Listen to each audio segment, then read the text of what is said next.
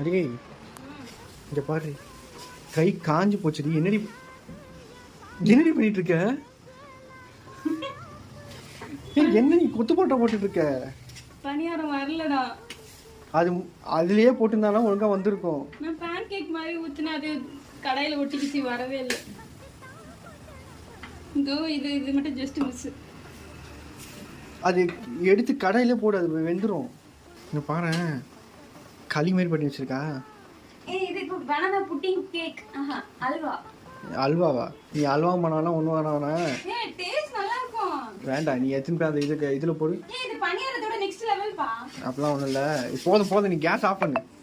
அடி இதை நாய்க்கு வச்சா நாய் மோந்து பார்த்தே சுற்ற முடியாது, வாயில் கூட வைக்க வேண்டாண்டி.